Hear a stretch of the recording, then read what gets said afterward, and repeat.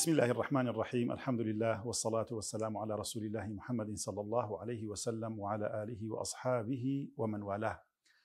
السلام عليكم ورحمة الله وبركاته. برزان خوشويستان بینەران بیسەرانی بەرنامەی هاوڵناسی، سپاسی خوای پەروەردیگار دەکەین لەو ئەڵقەیەش بە ئێوەی بەڕێز و خۆشەویست گەیشتمەوە لەگەڵ زۆر بەڕێز جەنابی مامۆستا دلێر گەرمیانی، زانا و بانخوازی ئاینی. بەخێراتنیی گەرمی دەکەم و پێی دەڵێم ئەسەلام عەلەیکم وەرەحمەتوڵڵاه. وعەلەیکم السەلام وەرەحمەتوڵڵاه وبەرەکاتوه. یاخۆ بەخێر بین. بەڕێزان و خۆشەویستان، تەوەرە و بابەت و باسەکەمان لەسەر هاوڵان و سەحابەکانی پێغەمبەری خوا صلی الله عليه وسلم بەردەوامە. ئەگە هەرچەند باسی بکەین فەزڵ و پلە و پایە و گەورەی سەحابەکان تەواو نابێت بە ئەڵقەیەک و دوان و زیاتر، بەڵام ئەوەندەی ئێمە دەمانەوێت تەنها مەفهومێک ببەخشین بە ئێوەی بینەر کە ئاخۆ بزانین پێغەمبەری خوا صلی الله عليه وسلم چۆن سەحابەکانی پەروەردە کرد و خوای عەزە وەجەل چۆن مەدحی سەحابەکانی کردووە، و لە دوجار دەبزانین چ مەدرسەیەکن ئەو هاوڵانە بۆ ئێمە کەوا لە سەردەی 21دا دەژین بۆ ئەوەی دەرس و وانەیان لێ وەربگرین. بۆیە پرسیارەکەم ئاراستەی جەنابی مامۆستا دەکەم، فەزڵ و پلە و پای سەحابەکان و هاوڵانی ڕەسوڵ الله صلی الله عليه وسلم یەکجار زۆرن، بەڵام هیچ بەڵگە و دەلیلێکمان هەیە بەوەی کەوا کۆی سەحابەکانی پێغەمبەری خوا صلی الله عليه وسلم بەهەشتی بن. و دەکرێت پرسیارێکی تکەش لەوە جیاواز بکەمەوە، بڵێم ئایا فەزڵ و پلە و پایەیان هەر هەمویان وەکو یەکە یاخود هاوڵێک لە هاوڵێکی تر پلە و پایەی جیاوازە؟ إن الحمد لله نحمده ونستعينه ونستغفره ونعوذ بالله من شرور أنفسنا ومن سيئات أعمالنا، من يهده الله فلا مضل له ومن يضلل فلا هادي له، وأشهد أن لا إله إلا الله وحده لا شريك له، وأشهد أن محمدا عبده ورسوله. أما بعد. خواهی گەورە پاداشتان داتەوە مامۆستا ئەحمەدیان، خوا پاداشتی ئەو برایانەی بەڕێز داتەوە لە ئەوستافەی کە ماندوو بن لەگەڵمانە. دەست خۆش بێت. هاوڵی پێغەمبەر صلی الله عليه وسلم وەکو بەرنامەکانی پێشووتمان رضی الله عنهم ئیتر خواهی گەورە هەڵی بژاردن بۆ ئەوەی کە بە عەمەلی ئەوان ئەم قورئانە باس لە کۆمەڵگای مسلمانەکە، جیلی مسلمانەکات، ئەوان جێبەجێکەن و ئەوان بیگەن بە ئومەت ئێستا وان ناقلی قورئانن بۆ ئێمە هەر هاوڵانیشن کە ناقلی سنەتی پێغەمبەر صلی الله عليه وسلم. دینیش پێک هاتووە لەم دوانە کە بریتە لە قورئان و سنەت و فەهمەکەشی هەرە بگەڕێن بۆ فەهمی ئەصحاب لە عەقیدە و عیبادەتە، چونکە خوای گەورە فەرمێ فەئین ئامەنوا بمثل ما آمنتم به فقد اهتدوا، یعنی ئەگەر ئیمانی ئێمە وەکو ئیمانی ئەوان بێت. جا و پرسیارێک کە جەنابەت کردت، ئایا بەڵگە هەیە کە کۆی هاوڵانی عنی جملەتەن بە شێوەیەکی گشتی بەڵگە بێت لەسەری کە خوای گەورە بەڵێنی بەهەشتی پێدابن؟ ئێمە بەڵگەمان لە قورئانە زۆرە و لە فەرمودەی پێغەمبەریشە صلی الله عليه وسلم، بۆ چونکە هاوڵی پێغەمبەر صلی الله عليه وسلم چی وەصفاتۆ کە زۆربەی بەرنامەکان منە قسە دووباراکەەوە مەبەستمەیە چی وەصفی ئیمانداری ڕاستەیە بە دەرەجەی یەکەم و فەسیرینە فەرمون هاوڵی پێغەمبەر ئەگرێتەوە صلی الله عليه وسلم كذلك كنتم أمة وسطا كنتم خير أمة أخرجت للناس محمد رسول الله والذين معه أشداء على كفار. كاونية أبيني زوربي أو آياتنا إشارتك باسي أوانا كات كنتم خير أمة أخرجت للناس. ئەگەر باس لە ئومەتیش بکەوە بە دەرەجە یەکەم خیتابەکە لەگەڵەوەنە ئەوانی تیا داخل لەبێتەوە کاتێ ماتە دابەزیوە. ئەوەی کە جەناب ئیشارەت پێکە لە سورەتی الحەدید ئاەتی دەکە خوای پەروەردگار عەزە وجەل فەرمێت أعوذ بالله من الشيطان الرجيم لا يستوي منكم من أنفق من قبل الفتح وقاتل أولئك أعظم درجة من الذين أنفقوا من بعد وقاتلوا. أما لێرە ئەو بەشەیەتی کە خوای پەروەردگار عەزە وەجەل کە پلەی هاوڵان لەم ئاەتە بەڕوونی جاکاتەوە کە هەندێکیان پلەیان بەرزترە گەورەترە لە هەندێکیان، کە ئەفەرمێت یەکسان نین ئەوانەی کە لە پێش گرتنی مەکە و هەندێک فەتحی مەکە هەندێکیش ڕەئی وایە لە پێش سوڵحی حودەیبیە کە ماڵیان بەخشیوە و جیهادیان کردووە. ئەمە چی بوو؟ ئەمە لەگەڵ بەرامبەر بە کێ؟ بەرامبەر بە ئەوانەی کە لە پاش فەتحی مەکە یان لە پاش سوڵحی حودەیبیە ماڵیان بەخشی و عیم هەردوو لە ماڵیان بەخشی و هەردوو لە جیادیان کردووە بانجا فەرمێ ئولایکە ئەوانە پلە و پایان زۆر گەورەترە أولئك أعظم درجة من الذين أنفقوا من بعد وقاتلوا لا باش فتحيان لا باش صلح حديبية أوانيك أمدو صفتيان تابيت حتما أما ببي إيمانية يعني إيمانية نبو إنجا قتاليان كو جهاديان كو إيمانية نبو إنجا ماليان بخشيوا وكل وعد الله الحسنى كل لما أصولك أخوان دو معنا الألفاظ عم كل عام جميعا ألف لام بكويت السر مفرد إضافي مفرد ولاي معرفة ألف لام كويت السر الفاظ جمع كاب أمانة شيبون كسيلي بدرنية كمان كل الفاظ كسيكي اللي درس شو باستثناء اللي درس ما هاولي شمياتو في غمر إخوة صلى الله عليه وسلم لا تسبوا أصحابي أنا هم تأيدي أم رأيك أتوكا وكل وعد الله الحسنى حسنى شيء ما قرطبي فرمي فخر رازي في المفسرين فرمين الجنة مع تفاوت درجات الجنة الحسنى الجنة وكل وعد الله الحسنى هم يعني بهشتا لقل جوازي بلاك شلون للدنيا بلاك جوازي هي لقيامة الشاب لي بهش جوازي هي والله بما تعملون خبير كابو خوك فرمي أمانة وبهردولا وكلا وعد الله الحسنى الجنة بليني بهشتي داو أخوي پروردگار بهردولا وعطاء أصحابي قبل الفتح وبعد الفتح بذلك يعني أصحاب توزيع بيني أو دوانا يعني كوم الله خلق لبيش فتح إيمانينا أو كوم الله خلق لباش فتح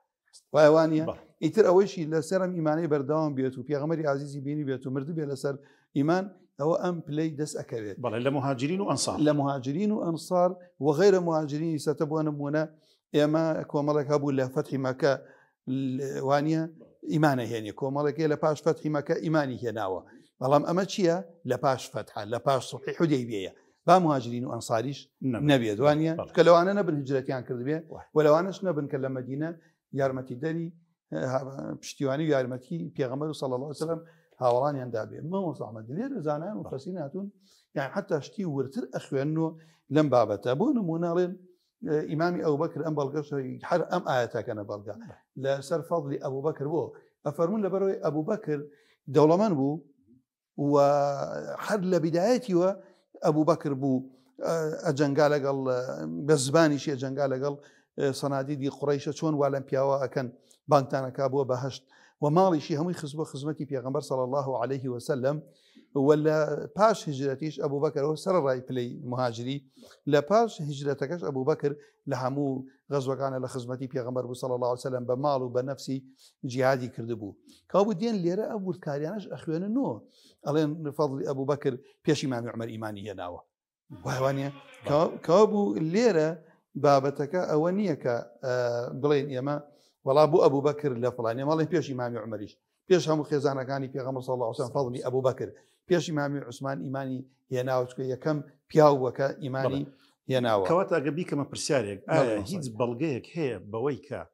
إمامي أبو بكر فضلو بلو باي قورترو برستر لصحابة كاني تر حتى ليرة إمام علي كومالي فضل هي رضي الله عنه يما طبعا أويك باسيا كي أبيس يكبر نامي تايبتي أما بدقة كان بيخوانينو كدقيق قسي بيغمري خواه صلى الله عليه وسلم باشان إمامي عمر باشان إمامي علي باشان أئمة كفضل أبو بكر إشارة كان إجماعي لسر أبو بكر ملام ليرة نمونا دينمو يعني ملين بو نمونا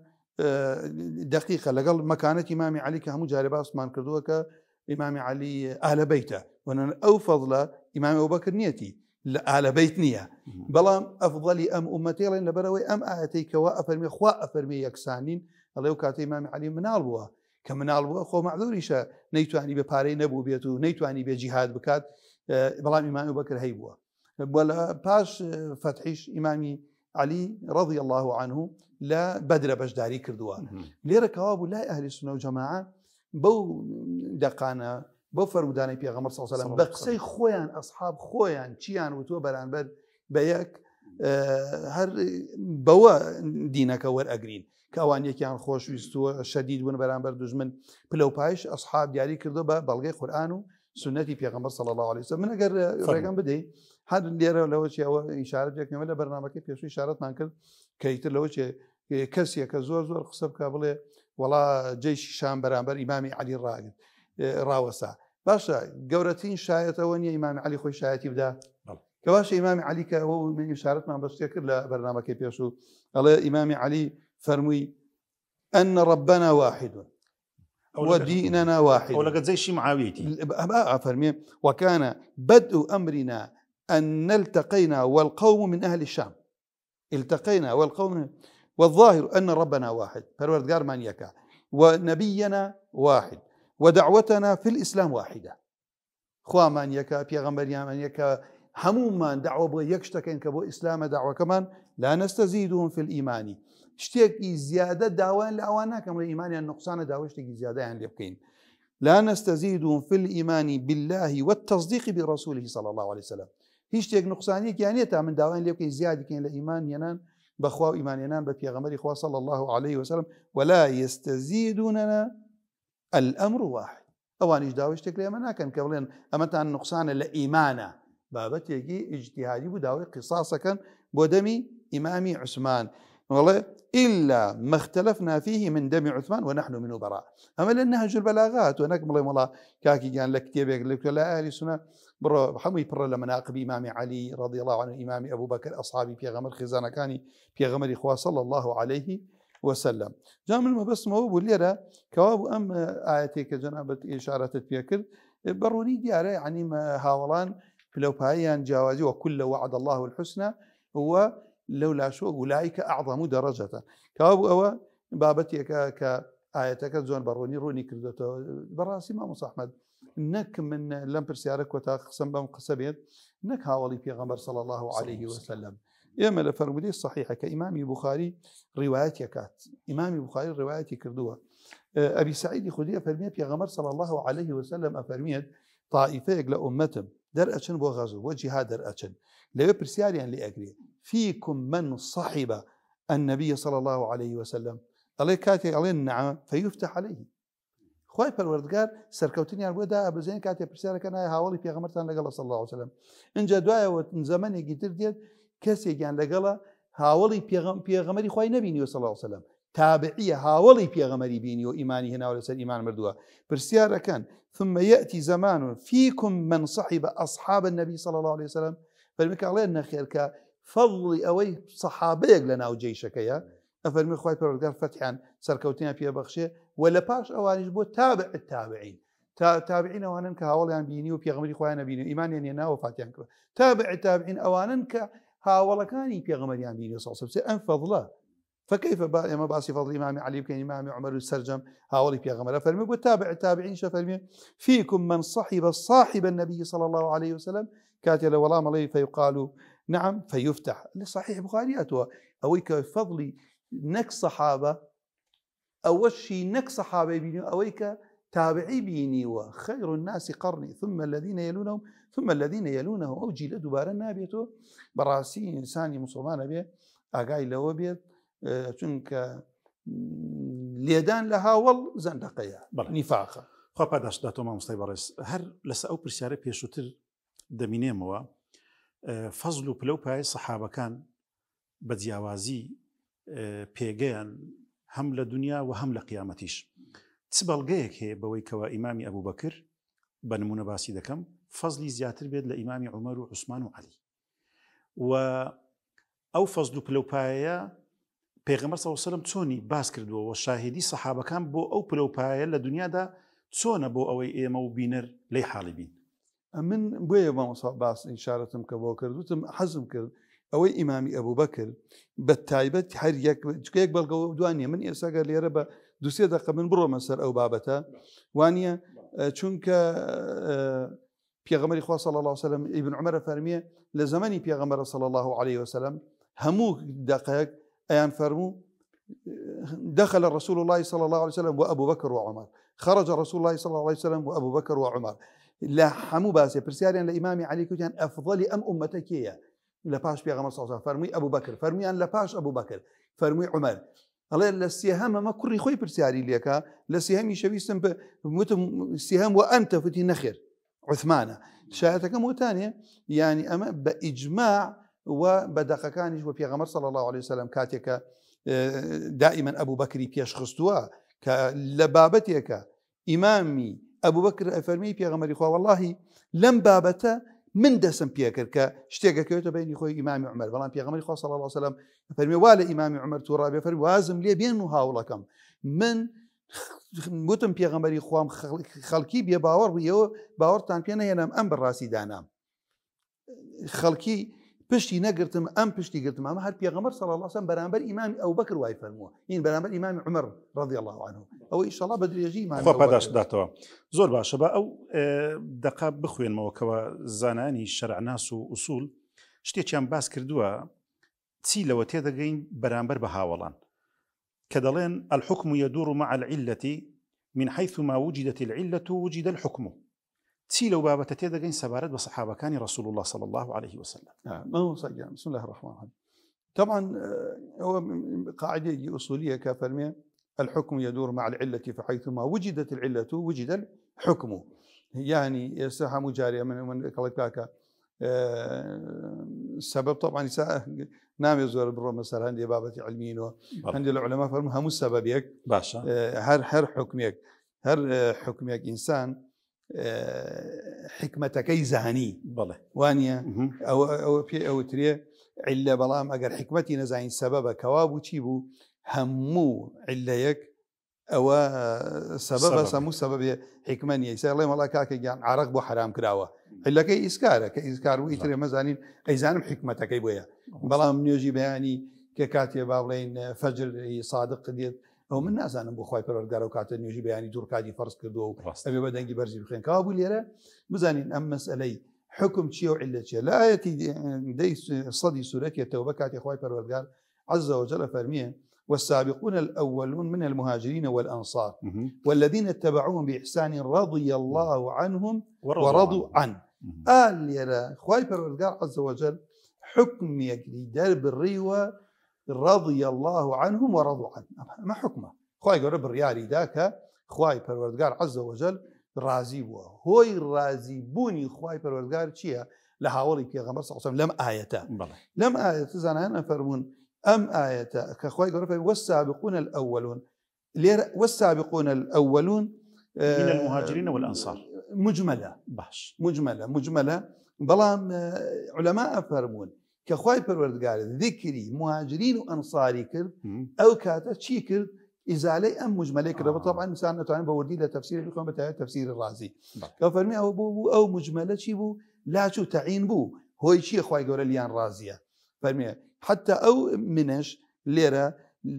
زانایان فەرموون بە تەکیدەوە منە بۆ بەیانی جنسە منی تەبعیض نییە چونکە بۆ بڵێ والسابقون الأولون بعض المهاجرين معناکەی صحیح نییە معناکە نایەتە سەر زبانە وانه فرمي فاجتنبوا الرجس من الأوثان نەک بڵێ بعضێک لە ئەوثان جنسی ئەوثان کۆی ئەوثان وانە کۆی ڕجس نەک بعضێ لە ڕجس کۆی ڕجس خوای گەورە حرامی کردووە نەک بعضە ئەمە بەسم شاید ئەم منەوەک ئەو من جنس بعض نییە وەکو وعملوا الصالحات منهم مغفرة وأجرا عظيما هەر وەکو پێشتر خوالد ڕازی بە یا ڕەبی بەڵام کاتێ فەرمی من المؤمنين رجال هم إيمان داراني لو أست بعض من المؤمنين وانيا أو صفتان كاية جاء ليرة شاية كم ليرة كواب أو مجملي سابقون كي رباسنا كي نوانا والسابقون الأولين يعني بيش كوتو يك مكان بلام بيش كوتو يك مكان أوانيك لا سرتاوى باورانينا لهردو طائلة لمهاجرين لأنصار لكوشرانو يارد دران كوابو ليرة باسي دو صفة كراوة صفتي الهجرة لقل النصرة إذن أبيت تعين يا كإمام فخر رازي أفرميت أمعل أكيا كخواي پروردگار رضي الله عنهم ورضوا عنه جاء ليرة بفعل ماضي شاتو باسنا مستقبلي شكاتك أما زور دوباره كانوا لتفسير آية كانت چون كوت معنا جملة اسمي دلالة كات سر ثبوت جملة فعلي يان دلالة كات سر شتيا كباس لداهاتو أكات أو بلغي لسر جيجيربوني أو صفته ثابت بوني أو صفته يان أو الثاني دلالة كات سر بردوان بون استمراريات كفعل مضارع بو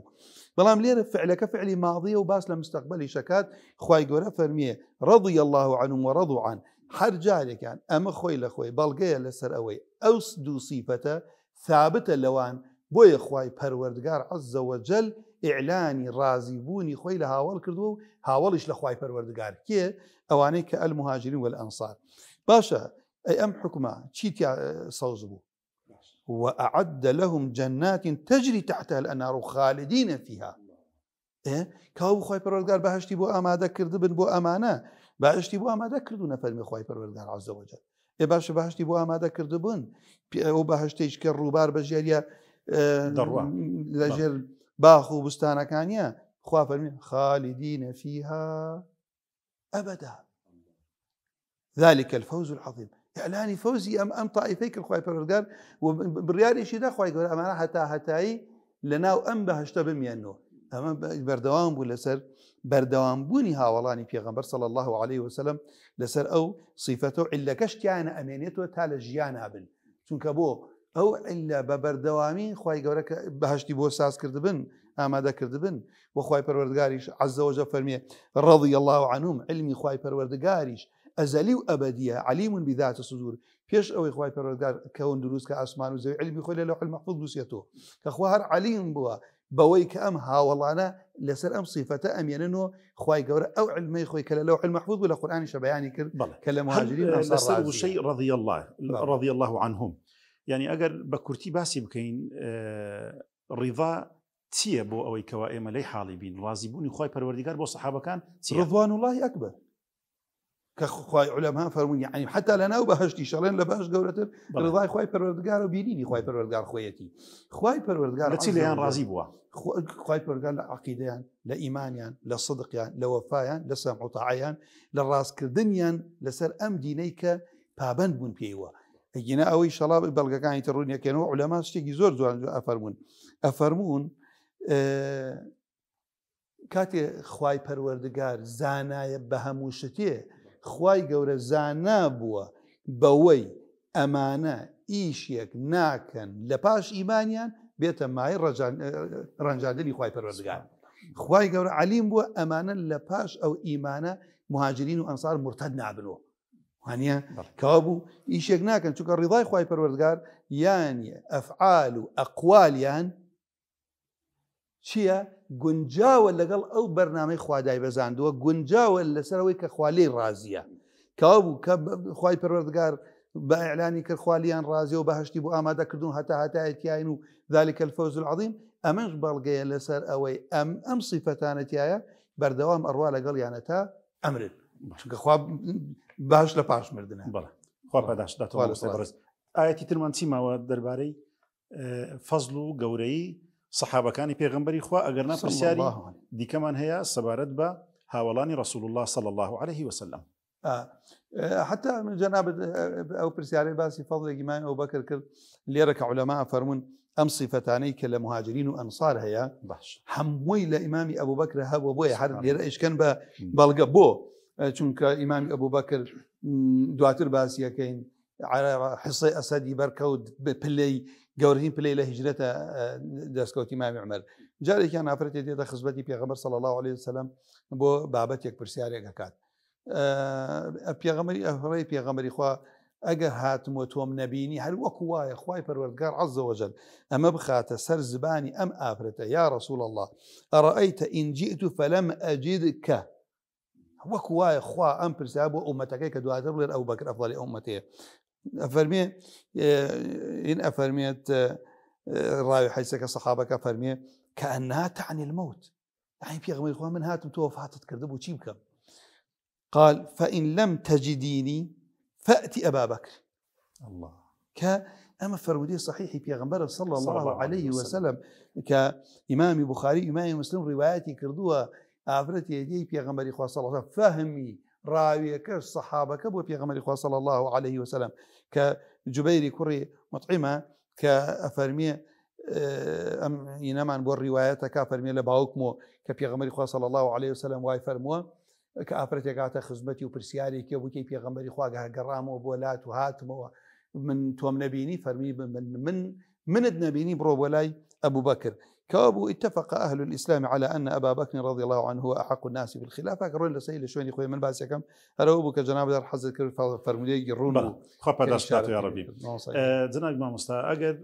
باز لوش بكين پیغمبري خوا صلى الله عليه وسلم يعني لجياني خوي دا مجدي بهشتي بزورك لهاولان الصحابة كان پیغمبري خوا داوى صلى الله عليه وسلم بنمونا خلفاء راشدين إمامي أبو بكر وعمر وعثمان وعلي ولنواني شيان دا بونمونا أغا زياتري بكين بلين 10 مباشرة وزائدا حاولي تر يعني أود سيمان بيدريتن كرجيتي زوري مثلا الصحابة كان پیغمبري خوا هر لدنيا هر لحياة مجدي بهشتيان بيدراوة أمسر الرأي أوي موسى أو هموكو باسمان كرده چي ستایشی ئیماندار هەیە باس لە هاوڵی پێغەمبەرەکە صلی الله عليه وسلم ئەوەمان پێ ئەگەێنێ کە ئێمە وەکو مسلمان فەضڵ و مەکانەتی ئەما کە خوا لای خوا ئەو فەضڵیان هەیە لای پێغەمبەری ئازیز ئەو فەضڵیان هەیە ئەی باشە ئێمەی مسلمان چۆن بڕوانینە هاوڵان چونکە نەزەرمان بەرامبەر هاوڵان هەڵەبوو تێگەشتنمان بەرامبەر قورئان هەڵە ئەبێ تێگەشتمان بەرامبەر فەرمودەی پێغەمبەر صلی الله عليه وسلم هەڵە ئەبێت ئەو کاتە ئەو دوو تێگەشتمان هەڵە بوو ئینسان تووشی گومڕایی و بەدبەختی ئەبێت و سەرگەردانە بێ وەک ئەو تایفانەی کە قسە بە هاوڵانی پێغەمبەر ئەڵێن صلی الله عليه وسلم حومەیدی کوڕی زیادە فەرمێت ڕۆژێکیان بە محەممەدی کوڕی کەعبی قوڕەضیم وت ئایا هەواڵم خەبەرێک من نادەیتێ سەبارەت بە ئەلا تخبرني عن أصحاب الرسول صلى الله عليه وسلم فيما كان بينهم باشا هو لبين هاوراني بيغمر صلى الله عليه وسلم أو في تنومان الرويدة على ما بس أو بك أو تشيب لبين هاولان الرويدة هوالي قم دارية وأردت الفتن هل ما بس مو بك أو قتال فتنيك بين كوتن يوان هاولان فقال لي هذا إن الله تعالى قد غفر لجميع الله أكبر الراسي خواهي برقامين تانا تتابعي شون سيريان كبلي برزيان شيان أبوا خواهي قورا عليم وأوانا بإحسان بچاكا بزبانيانو بعقيدة وباورشان بجواني شواني هاولانا كون إن الله تعالى قد غفر لجميعهم وأوجب لهم الجنة أمن نزور مهمة وأعد لهم جنات خواهي قورا فرميه كافرين خالدين فيها أبدا ذلك الفوز العظيم نجا فرميه وأوجب لهم الجنة في كتابه خواهي قورا بهشتي بو فرص كردن محسنهم وغيرهم قلت لا وفي أي موضع أوجب لهم الجنة باشا الكوي قرآن أخوائي فرول قال أم يعني كلا وكل وعد الله الحسنى فقال سبحان الله ألا تقرأ قوله تعالى سبحان الله باكو خايني بأخوة أي آية نخي عنده والسابقون الأول من المهاجرين والأنصار إلى آخر الآية فأوجب الله هذا ما شاك ما صاقان فأوجب الله لجميع أصحاب النبي صلى الله عليه وسلم الجنة خواهي پروردگار باشتي واجب كد بو كوي هاولان الجنة والرضوان وشرط على التابعين شرطا شرطه عليه فرمي مرجع شدانا لا سر أوانيك شن هاولان كون تابعين أويك خوان أبيني بمصطلح تشيبو مصطلح علمية كي أما ترجي قيامتي شمشوني هاولان كوتين جاء فرمي وتي قلت وما ذاك الشرط أو الشرط شيء الله قال اشترط عليهم أن يتبعوهم بإحسان في العمل وهو أن يقتدوا بهم في أعمالهم الحسنة ببرج دانيا بشاكر شويني هاورانتي شرطك لكردوا معنا للروايات يكتفى من لا قول معنا ولا يقتدوا بهم في غير ذلك يمل شاكا لا أويك لهاوران شاكا به شاو لويان بكين أو يقال المراد أن يتبعوهم بإحسان في القول وهو أن يقولوا فيهم أن لا يقولوا فيهم سوءا كابو هركسي أم شرطان جامع ياسايا زور جوانا هركسي أم شرطي لدزدا أو شرطي رضواني خوي لدزداوا شرطي تبعيته شوين كوتواتي بيغمبر وصحابة كان في العمل أن يتبعوهم بإحسان في العمل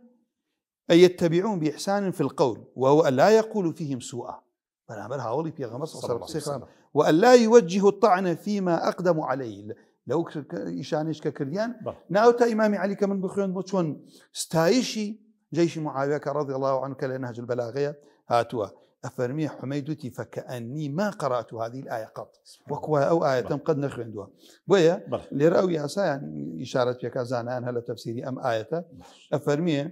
اعلم أن الآية دلت على أن من اتبعهم إنما يستحقون الرضوان والثواب أو شويني مهاجرين وأنصار بك بإحسان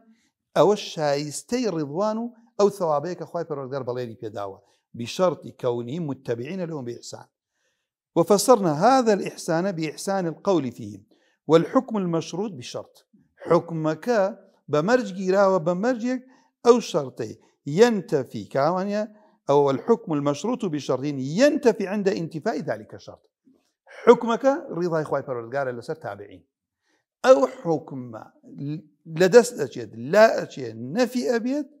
أقربية الشرط كالنمينية كواب فوجب أن من لم يحسن القول في المهاجرين والأنصار لا يكون مستحقا للرضوان من الله تعالى وأن لا يكون من أهل الثواب لهذا السبب رنخو هركس يبيتو بإحسان شوين يعني نكبي كمرجك بؤويك أجري ثوابك يعني غفران الثواب أبي بإحسان شوين يعني كبي شرطك لدس دا أو بلا لدس أدي فإن أهل الدين يبالغون في تعظيم أصحاب الرسول صلى الله عليه وسلم ولا يطلقون ألسنتهم في اغتيابهم وذكرهم بما لا ينبغي قد كسك الأخواب ترسيد زباني خويا باريزي برامبر أواني كأخوي قوري أو بلينا قوري بيداو فداش ذاته كاتي برنامج كمان توابط زناج ما مستا سباسي بريز دكم مندومان كردي لو القياش إن شاء الله برنامج كان ولا القكاني ديكا تواوكري أو برسيارو وعندك برسياري كشمان ديتا بيش هل لسر هاولان وقوري وشكو رزو قدري صحابة كان قصان دكين إن شاء الله برزان وخوشويستان بو قدر وبو أندازي هاتينا كوتاي ألقي أو زارشمان لبرنامج هاول ناسي تاوكو برنامج ديداري تشتر بخواي پروردگارتان دست بيرم والسلام عليكم ورحمة الله وبركاته.